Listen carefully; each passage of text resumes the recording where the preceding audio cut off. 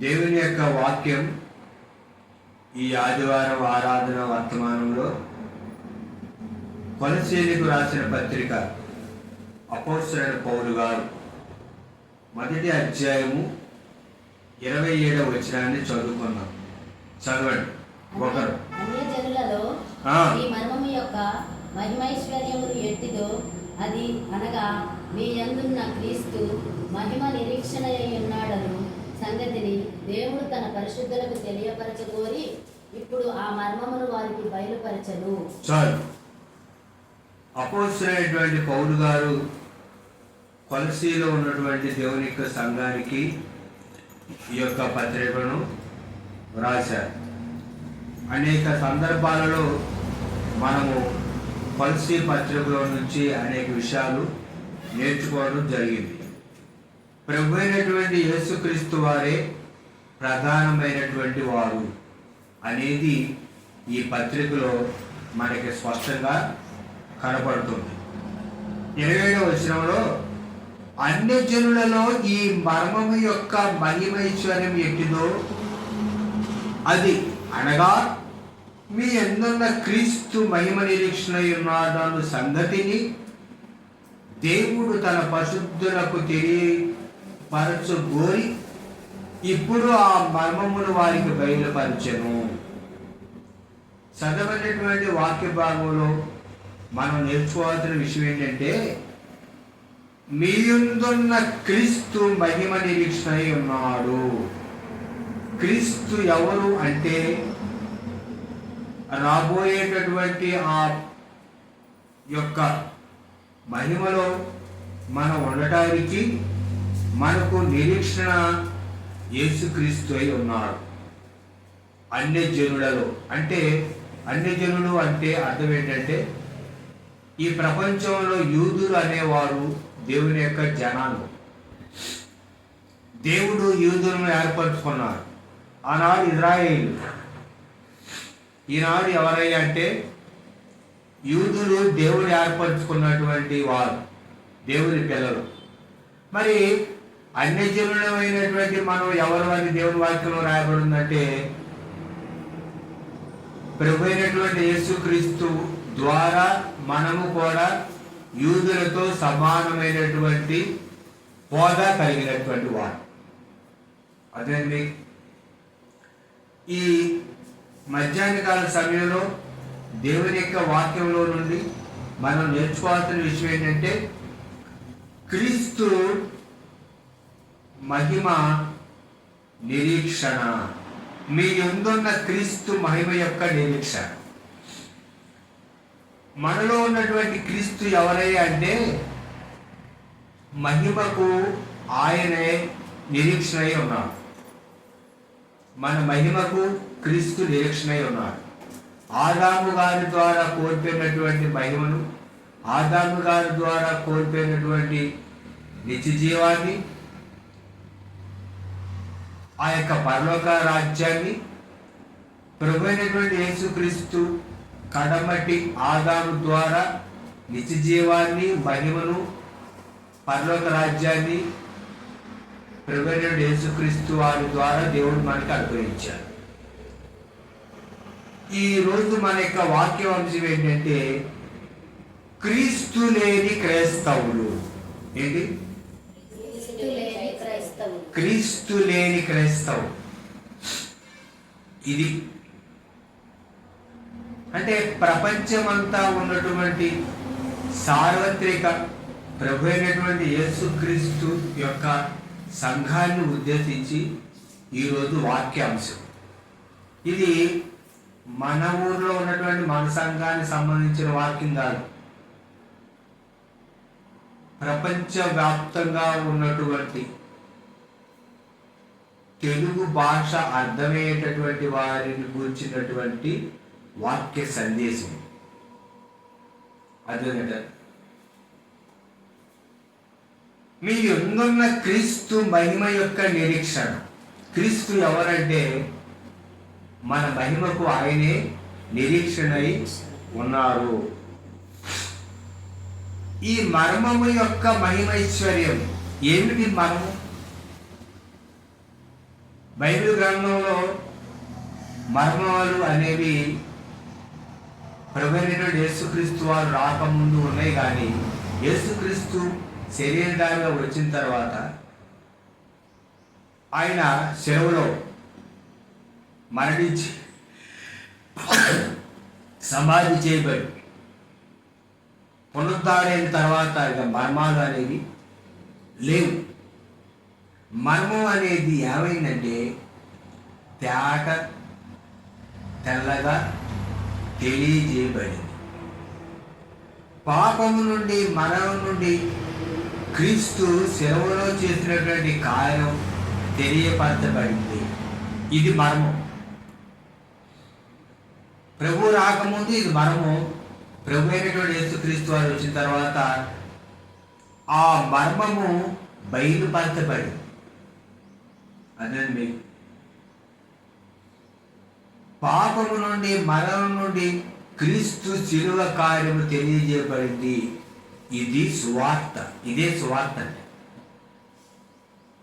యూదులకు చేసినటువంటి వాగ్దానాలు దేవుడు ప్రభు అయినటువంటి యేసుక్రీస్తు ద్వారా అన్యజనులైనటువంటి మనకి దేవుడు ఇచ్చారు. కొలసి పట్టణంలో యూదులే కాక యూదులు కానటువంటి అన్యులు కూడా ఉన్నారు.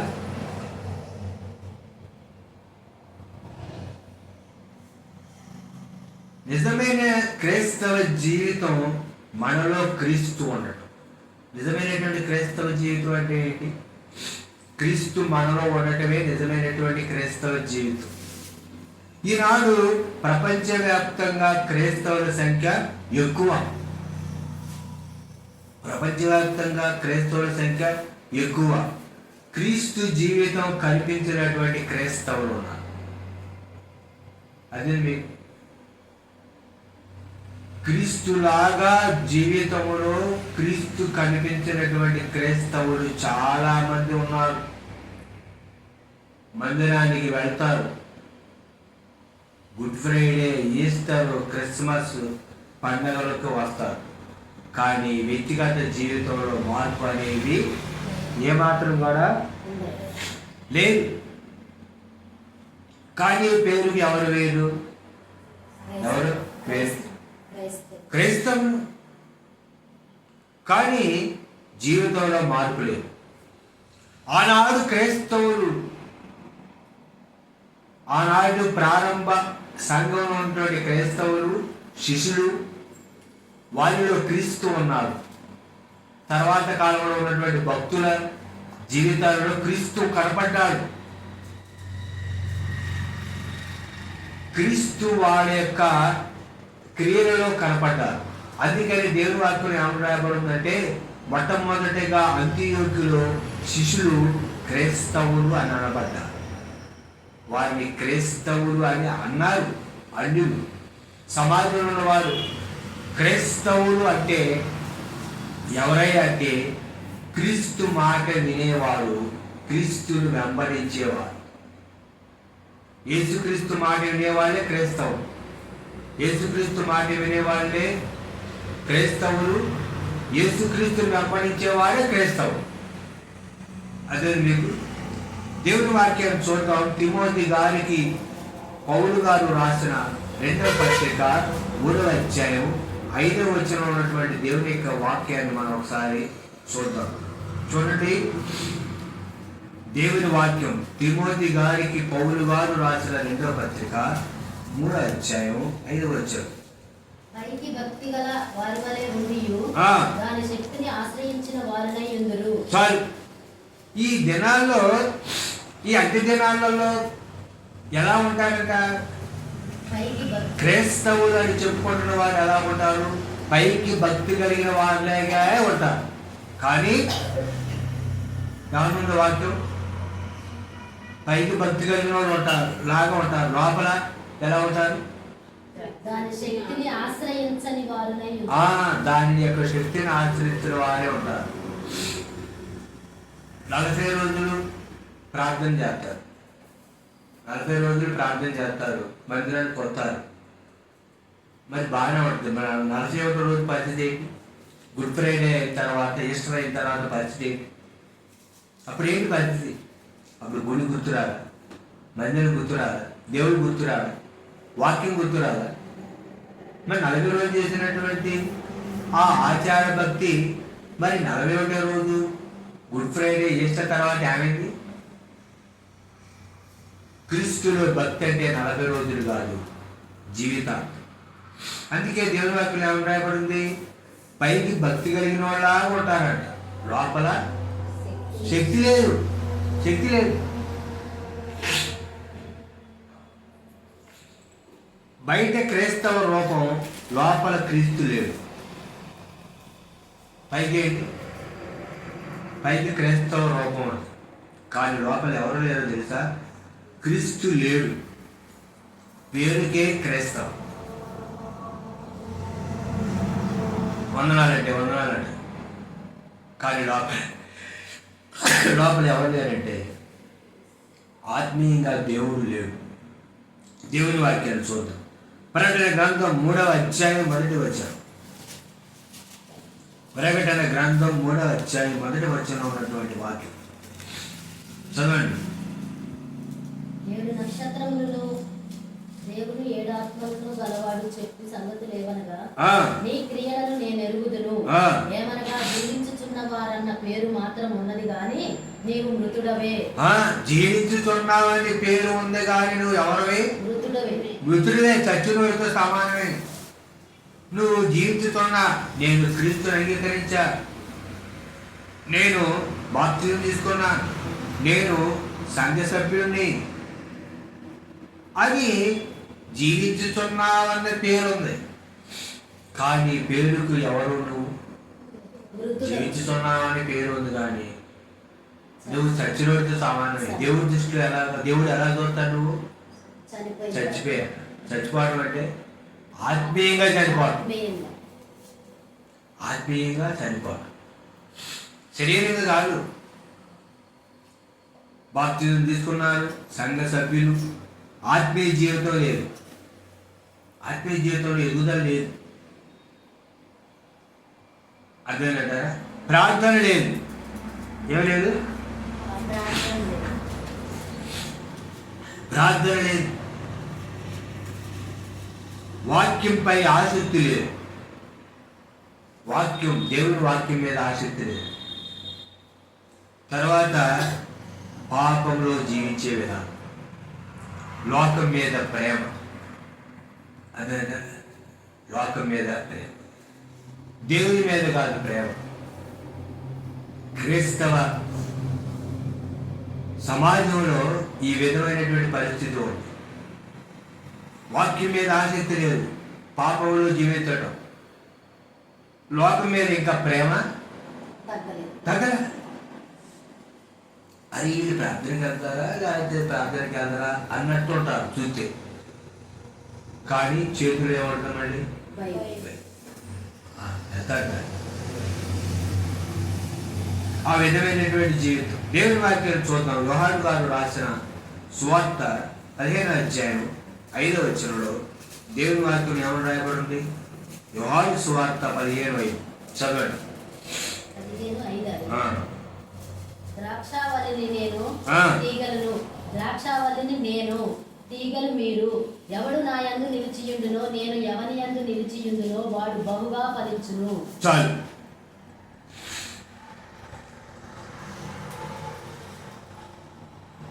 దేవుని వాక్యం అదే కదా. దేవుని వాక్యం ఏమని రాబడి? ద్రాక్షావల్లిని నేను. దేవుడు తనలో తాను ద్రాక్షావల్లితో పోల్చుకుంటా ఉన్నాడు. తీగలు మీరు. తీగలు ఎవరు? ద్రాక్షాకాయలు ఎట్లా కాస్తాయి?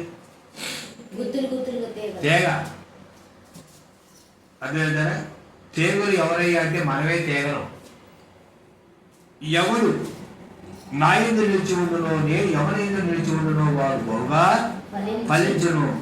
నాకు వేరుగా ఉండి మీరు ఏమీ చేయలేరు.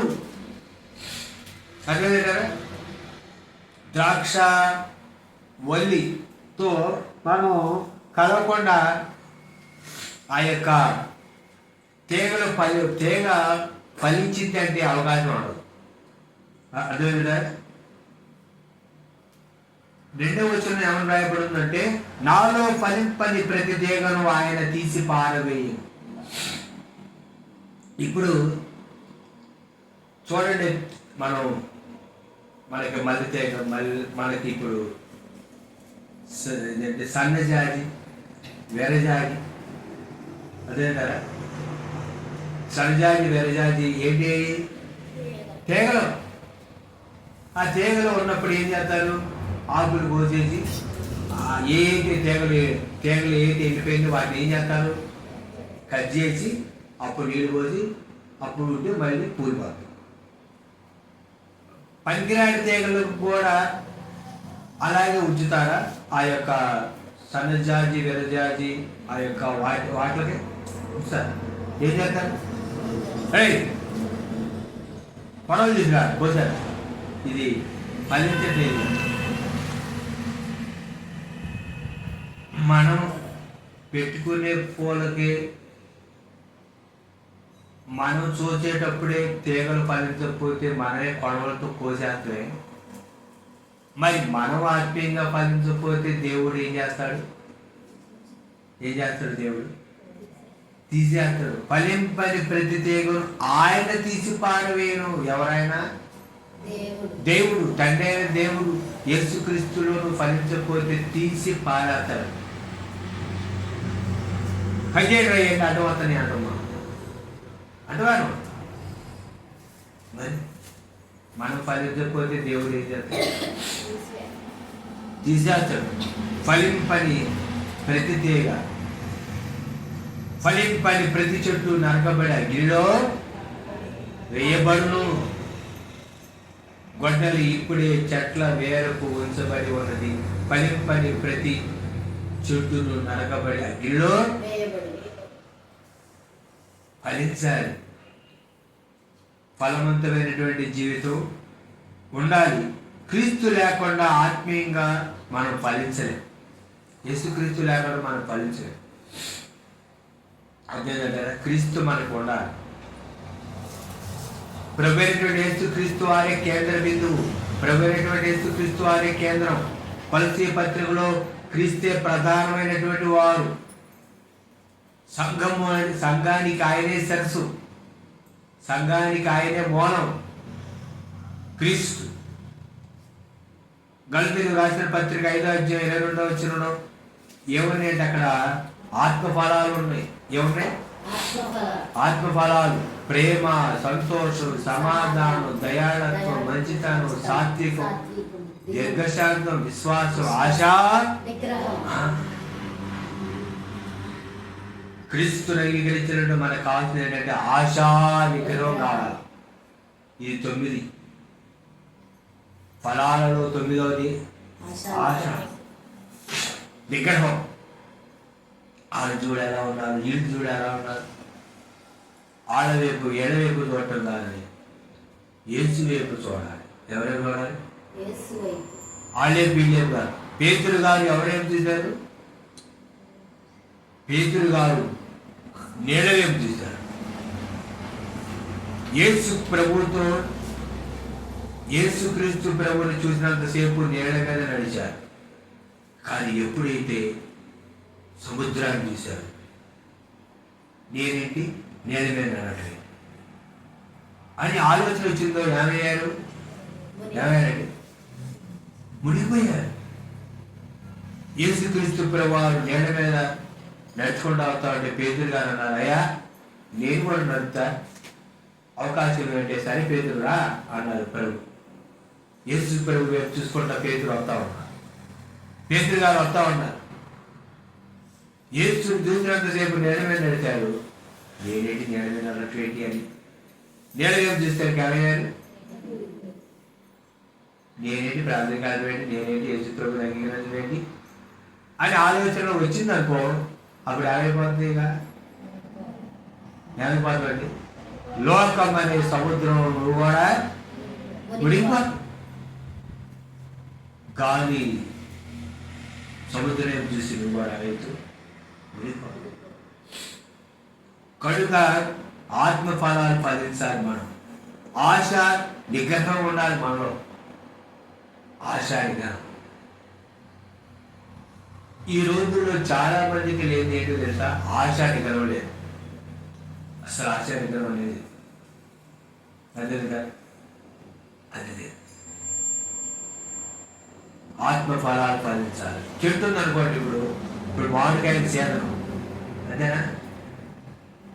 మామిడికాయ చేదనం ఇప్పుడు మంచిగా ఏ చెట్టు అయితే కాయలు రాలేదో, కాయలు కాయట్లేదు, ఆ చెట్లను ఏం చేస్తున్నారు?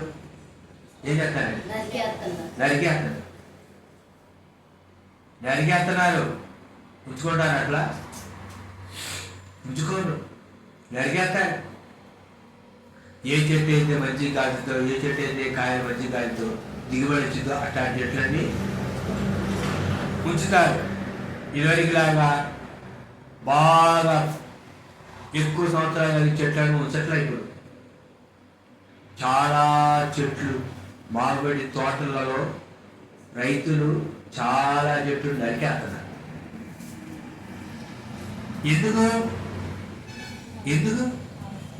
ఎందుకంటే కాయ లేదు, పూత లేదు, పిందె లేదు, కాయ లేదు, ఏమీ లేదు. వీళ్ళు ఎందుకు పోయాలి? ఎరువు ఎందుకు వేయాలి? పిచికారి మందులు ఎందుకు కొట్టాలి? అదే మీకు. అలాగే మనం కూడా ఎదగాలి, ఆత్మఫలాలు ఫలించాలి. ప్రేమ, సంతోషం, సమాధానం, దయాళత్వం, మంచితనం, విశ్వాసం, సాత్వికం, దీర్ఘశాంతం. ప్రేమ లేని వాడినైతే వ్యర్థుడు అని వాక్యం. వేస్ట్ ప్రేమ లేకపోతే. ఎంత చేసినా మనలో ప్రేమ లేకపోతే వేస్ట్. అది విషయం. దేవుని యొక్క సన్నిధికి వస్తారు కానీ మార్పు లేదు. ప్రార్థన కంటే అదేనా, చాలా మందికి ఏంటంటే ప్రార్థన కంటే ఎంటర్టైన్మెంట్ కావాలి, వినోదం కావాలి, బాగా నవ్వించాలి, పెట్టగలది చెప్పాలి, సొల్లు వాగు రావాలి. అదేనా, వాక్యంగా చెప్పాలి, పెట్టే కథలు, సొల్లు మాటలు చెప్పి బాగా నవ్వించాలి. అప్పుడు మంచిగా అన్నట్టు. అదే వాక్యం చేస్తే ఎట్లా ఉంటుంది? సీరియస్గా ఉంటుంది. అదేనా, సీరియస్ వాక్యం అది కావాలి. వాక్యం కావాలి, ఇది కావాలన్నమాట. ఈ రోజుల్లో చాలా మందికి ఏం కావాలి? ఇది కావాలి. అలా క్రైస్తవ సమాజం తయారైంది. దౌర్భాగ్యమైనటువంటి పరిస్థితి వచ్చింది క్రైస్తత్వం. దేవుని వాక్యం చూద్దాం. మత్తయి సువార్త 7:27 చదవండి. మత్తయి సువార్త 7:27 ఏమని రాయబడి ఉంది దేవుని వాక్యంలో? చదవండి. ప్రభువా ప్రభువా అని నన్ను పిలుచు ప్రతి వాడును పరలోక రాజ్యంలో ప్రవేశింపడు గాని పరలోకమందున్న నా తండ్రి చిత్త ప్రకారం చేయువాడే ప్రవేశించును. ప్రభువా ప్రభువా ప్రభువా అని నన్ను పిలిచి ప్రతివాడు పరలోక రాజ్యంలో ప్రవేశించడు. పరలోకమందున నా తండ్రి చిత్తం ప్రకారం చేయువాడే పరలోక రాజ్యాన్ని ప్రవేశించడు. తండ్రి చిత్తం చేయాలి. తండ్రి చిత్తం ఏంటి? యేసుక్రీస్తు మాట. ఈయన నా ప్రియకుమారుడు, ఈయన యందు నేను ఆనందిస్తున్నాను, ఈయన మాట వినండి అని తండ్రి అయిన దేవుడు చెప్పారు. ఏలియా మోషే కనబడితే శిష్యులు, అప్పుడు పేతురు గారు, యోహాను గారు, యాకోబు గారు వీళ్ళు ఉంటే రూపాంతర కొండ మీద ప్రభు రూపాంతరం చెందినప్పుడు ఏలియా గారు, మోషే గారు ఉంటే వాళ్ళని చూసి, అయ్యా ఇక్కడ పర్ణశాల కట్టుకుందాం, ఇక్కడ ఉందాం మనం అంటే, అప్పుడు ఆకాశం నుండి ఒక స్వరం కనపడింది, ఈయన మాట మీరు వినండి, ఈయన మాట వినండి, మీరు ఈయన నా ప్రియ కుమారుడు, ఈయన మాట వినండి. అదేనంట, ప్రభా ప్రభా నన్ను పిలిచి ప్రతివాడు పరలోక రాజ్యంలోకి వెళ్ళడం. ప్రభా ప్రభా అని పిలిచేవాడు పరలోకంలో తండ్రి చిత్తం చేసేవాడే పరలోక రాజ్యానికి వెళ్తాడని దేవుని వార్తలు రాదు. అదనమాట విషయం. క్రీస్తు అతనిలో జీవిస్తారు. నిజమైనటువంటి క్రైస్తవులకి క్రీస్తు అతనిలో జీవిస్తారు. గలతీయులకు రాసిన పత్రిక 2వ అధ్యాయం 20వ వచనం దేవుని వాక్యాన్ని చూడండి. గలతీయులకు రాసిన పత్రిక 2:20 దేవుని వాక్యం.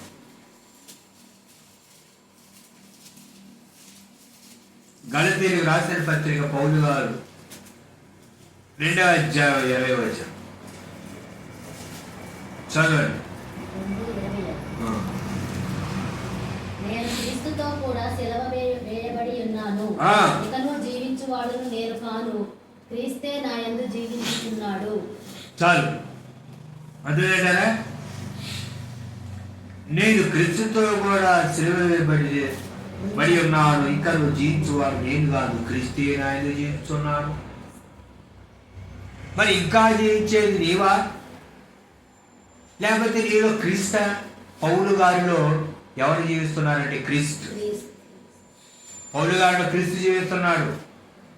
లేకపోతే 1:39 కొరడా డబ్బలు 3 సార్లు కొట్టారు పౌలు గారు. మామూలు కొడతారండి పౌలు గారు? మామూలుగా ఉంటే పౌలు గారిని పడతారు ఎవరు? సౌలు వస్తున్నాడంటే గజ గజ గజ వణికిపోయేవాడు తెలుసా? సౌలు వస్తున్నాడంటే తలుపులు వేసుకునేవాడు. ఇంట్లో నుంచి ఒకళ్ళు కూడా బయటకు వచ్చేవాడు. తలుపులు బద్దలు కొట్టి, ఎగ్జాంపుల్ చెబుతాను నేను, తలుపు బద్దలు కొట్టి ఇంటిలోకి వెళ్ళి ప్రార్థన చేసుకునేవాడు. మెడ పట్టుకొని బయటకు తీసుకొచ్చేది. అర్థమైందంటారా? వాళ్ళు కొరడాలతో కొట్టేవాడు. అర్థమైంటారా? యెరూషలేములో ఉన్నవాడు చాలు అన్నట్టు దమస్క మార్గానికి బయలుదేరాడు. దమస్కులో ఉన్నటువంటి క్రైస్తవులను పట్టి తెచ్చి వాళ్ళని కొట్టాలి, వాళ్ళని చెరసాలలో పెట్టాలి, వారిని చంపాలి అనే మనస్తత్వం కలిగిన వాడు సౌలు. వాళ్ళని కొట్టడం, వాళ్ళని చంపటం, వాళ్ళని జైల్లో పెట్టడమే అతనికి ఉన్నటువంటి ఆసక్తి. ఏమిటి ఆయన ఆసక్తి? వాళ్ళని కొట్టాలి, వాళ్ళని జైల్లో పెట్టాలి, వాళ్ళని చంపాలి. అది ఆసక్తి పౌలుకి. క్రైస్తవ మార్గం ప్రబలుతుంది, యోధా మత ప్రభావం తగ్గుతుంది. అప్పుడు ఏం చేయాలి? వీళ్ళని పట్టుకోవాలి. అది ఆసక్తి. ఎప్పుడైతే ప్రభువైన యేసుక్రీస్తు వారు సౌలు గారిని దర్శించి పౌలుగా మార్చారో అప్పుడు పౌలు గారు ఏమన్నారు తెలుసా? నేను క్రీస్తుతో కూడా సిలువేయబడున్నాను, ఇకను జీవించేవాడు నేను కాను, క్రీస్తే నా యందు జీవించుతున్నాడు. నిజమైనటువంటి క్రైస్తవులలో ఎవరు జీవిస్తారా అంటే క్రీస్తు. క్రీస్తు లేని క్రైస్తవుల్లో ఎవరు జీవిస్తారా అంటే నేను. ఎవరు జీవిస్తారు? ఇంకా క్రీస్తు లేని క్రైస్తవుల్లో, పరిశుద్ధాత్మ దేవుడు అంతరంగంలో లేనటువంటి క్రైస్తవులు ఎవరు జీవిస్తారు? ఇంకా నేనే జీవిస్తాను. అదే పరిశుద్ధాత్మ దేవుడు కలిగినటువంటి వారి అంతరంగంలో ఎవరు జీవిస్తారు? క్రైస్తవుల్లో ఎవరు జీవిస్తారు? క్రీస్తు జీవిస్తారు. ఒకటి తక్కువ 39 కొరడా దెబ్బలు 3 సార్లు కొట్టారు పౌరుడు. ప్రభు కోసం ఆయన శ్రమపడ్డా. అదే మామూలుగా ఉన్నప్పుడు పట్టడం కాదు, ఆయన చూస్తేనే పరాడైపోయాడు. అదే సౌలు వస్తున్నాడంటే ఇవాళ మన ఊరికంటే ఒక్కడు కూడా బయట కూర్చోడు. అలాంటి వ్యక్తిని దేవుడు పట్టుకున్నాడు, ఏర్పరచుకున్నాడు. క్రీస్తు అతనిలో జీవిస్తాడు, పాపాన్ని విడిచిపెడతాడు, దేవుని వాక్యాన్ని ప్రేమిస్తాడు, పరిశుద్ధంగా ఉంటాడు. ఎవరు? నిజమైనటువంటి క్రైస్తవులు. క్రీస్తు లేని క్రైస్తవులు ఎలా ఉంటారు? ఇంకా వాళ్ళలో వాళ్ళే ఉంటారు, క్రీస్తవులు. అదేనంటారా? చూడండి దేవుని వాక్యం ప్రకటన గ్రంథం 3వ అధ్యాయం 20వ వచనం చదవండి. ప్రకటన గ్రంథం 3:20. ప్రకటన గ్రంథం 3:20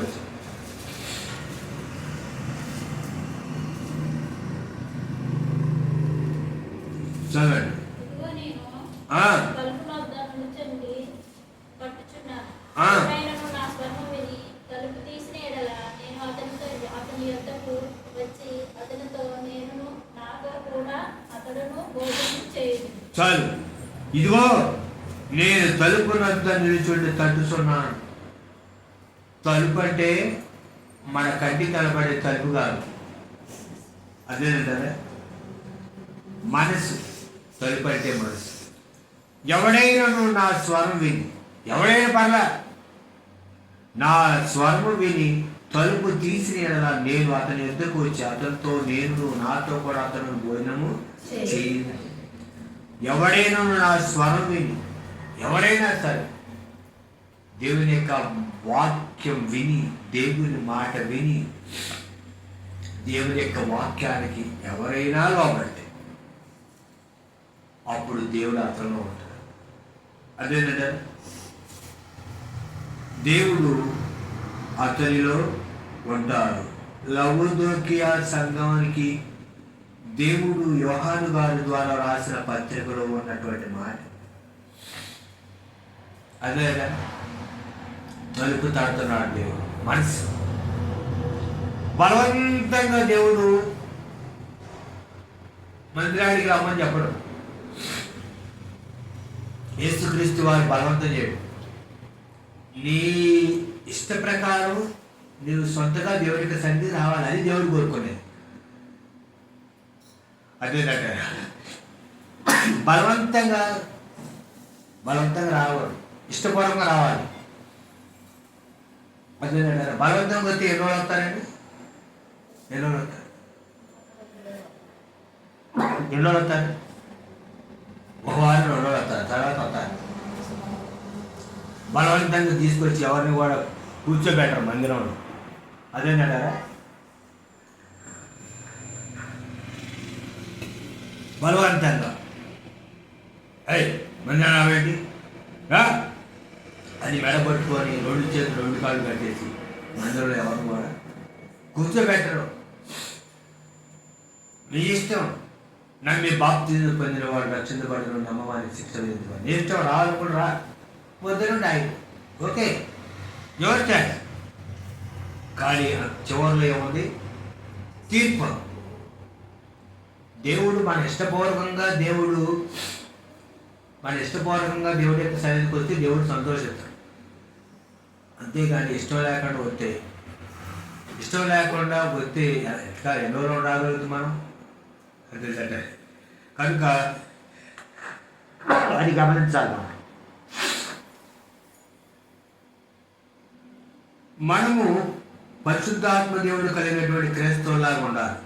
అంతేగాని క్రీస్తు లేని క్రైస్తవులాగా ఉండకూడదు. క్రీస్తు లేని క్రైస్తవులాగా మనం ఉండకూడదు. క్రీస్తు ఉండాలి, మన అంతరంగంలో. అదే విషయాన్ని గురించి ఇక్కడ కొలసీ రాసిన పత్రికలో దేవుని యొక్క వాక్యంలో వ్రాయబడి ఉంది. అదేంటంటే క్రీస్తు మహిమ యొక్క నిరీక్షణ. ఈ మహిమ యొక్క మహిమైశ్వర్యం శిలువ త్యాగం. ప్రభువైనటువంటి యేసుక్రీస్తు వారి యొక్క శిలువ ప్రాణ త్యాగాన్ని గుర్తించాలి మనం. అదేనట ఆ త్యాగం. తల్లిదండ్రులు పిల్లల కోసం పడుతున్నటువంటి ఆ యొక్క శ్రమ, ఆ కష్టాన్ని పిల్లలు ఏం చేయాలి? గుర్తించాలి. కొంతమంది తెలీదు. తయారీ తీసుకొచ్చి భోజనం పెడితే తెలియదు దాని విలువ. ఎంత కష్టపడితే భోజనం వస్తుంది అని తెలియట్లేదు. అదేనా? తెలియాలి వాళ్ళకి. చూడండి ఎలా ఉంది ఇప్పుడు పరిస్థితి. ఎలా ఉంది? మరలా బ్యాక్ ఒక 25 ఇయర్స్ బ్యాక్ వెళ్తే ఎలా ఉంటుందో అలా ఉంటుంది పరిస్థితి. అదేనా? అదేనమాట. పిల్లలకి తల్లిదండ్రులకి కష్టం తెలియాలి, అప్పుడే వాళ్ళు ప్రయోజకులు అవుతారు. పరలోక తండ్రి కష్టం పరలోక పిల్లలైనటువంటి మనకి తెలియాలి. శిలువలో ప్రభు మన పాపాల కొరకు కాల్చిన రక్తం విలువ, ఆయన పడ్డ కష్టం, ఆ బాధ అది తెలియాలి. అదేనట ఎంత వేదన, ఎంత బాధ ఆయన అనుభవించారు. చిన్న ముళ్ళు గుచ్చుకుంటే ఆయన మనం ఎంత బాధ. తర్వాత చెప్తాను, ముళ్ళు అంటే ఎవరు అనుకుంటారా? ప్రభుని 39 కొరడాలు డబ్బులు కొట్టారు.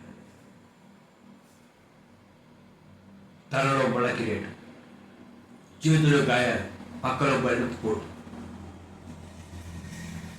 ఆ త్యాగాన్ని గుర్తించే వరకు మనం దేవుని యొక్క సన్నిధి లేకుండా ఉండలేదు.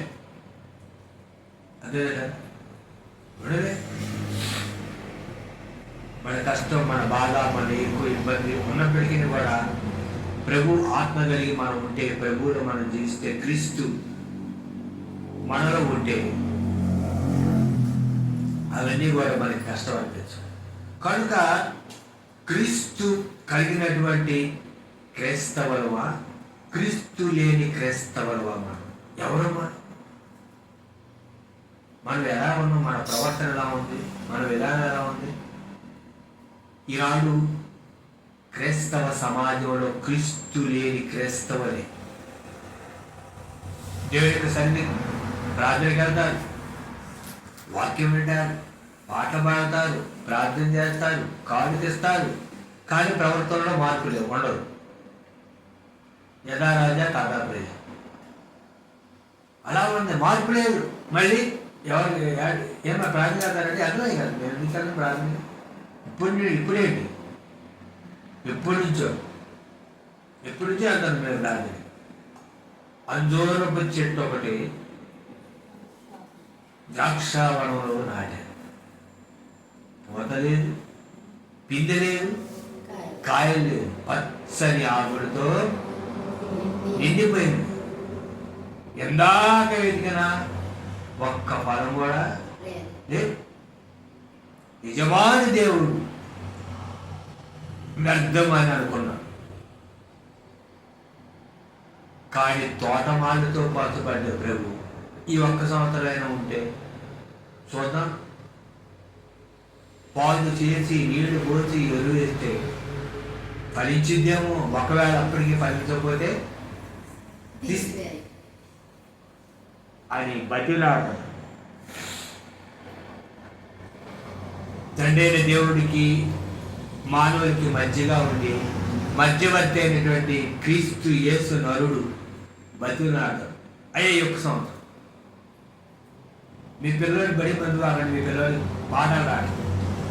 మాస్టర్ గారు ఈ ఒక్క సంవత్సరం పంపిస్తామని, ఈ ఒక్క సంవత్సరం వాడు చదువుకుంటే ఓకే, లేకపోతే ఈసారి నుంచి వాడిని పనులు పెట్టడం. ఈ ఒక్క సంవత్సరం ఎందుకంటే 3 సంవత్సరాలు చదువుతుంది, ఇంతవరకు వాడికి ఆళ్ళు రాలేదు, గుడింతాలు రాలేదు, బండి రాకుండా. ఇప్పుడు తల్లిదండ్రులు ఏమంటారు? ఈ ఒక్క సంవత్సరం చూడండి, లేకపోతే నేనే వాడిని పొందగలను, నేనే వాడిని బడికి పంపి. అలాగే మనం ఫలించాలి, మన ఫలాలు నిలిచి ఉండాలి. కనుక ఈ మధ్యాహ్న కాల సమయంలో ఆదివారం ఆరాధన వర్తమానంలో క్రీస్తు కలిగిన క్రైస్తవులమా, క్రీస్తు లేని క్రైస్తవులమా? ఎవరు? పైకి భక్తి కలిగిన వారి లాగానే ఉన్నాం, కానీ క్రీస్తు శక్తి లేనటువంటి వారు కాదు.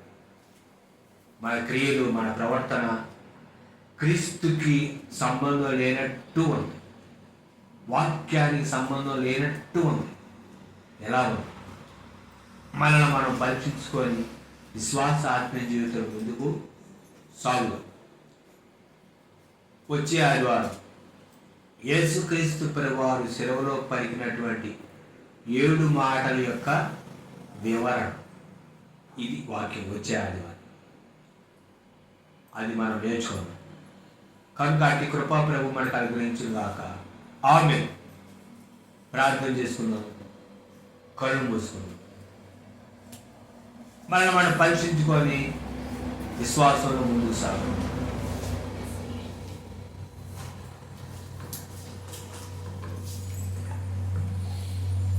దేవుని యొక్క వాక్యం వినండి, ఆత్మీయంగా బలపడండి. మీ యొక్క ప్రార్థన అవసరాలు మా యొక్క ఫోన్ నెంబర్కి తెలియజేయండి.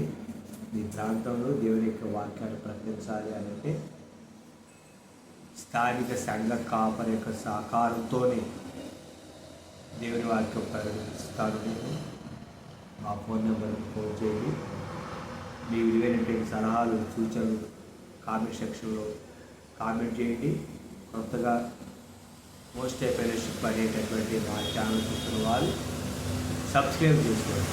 అంతవరకు ప్రభు కృప తోడు ఉండి నడిపించిన కాక ఆత్మీయ పాటలు, వాక్యానుసారమైన వాక్యం కొరకు దేవునికి స్తోత్రం. అంతవరకు ప్రభు కృప తోడే ఉండి మనం నడిపించిన కాక. ఆమేన్. వచ్చే ఆదివారం యేసుక్రీస్తు ప్రభువారి సెలవులో పలికిన 7 మాటల వివరణ విందాం. దేవునికి స్తోత్రం. మీ అందరికీ వందనాలు. యేసుక్రీస్తులో మీ సహోదరుడు పాస్టర్ ఆర్ దానియేల్. ఆమేన్. అందరికీ వందనాలు. ఆమేన్.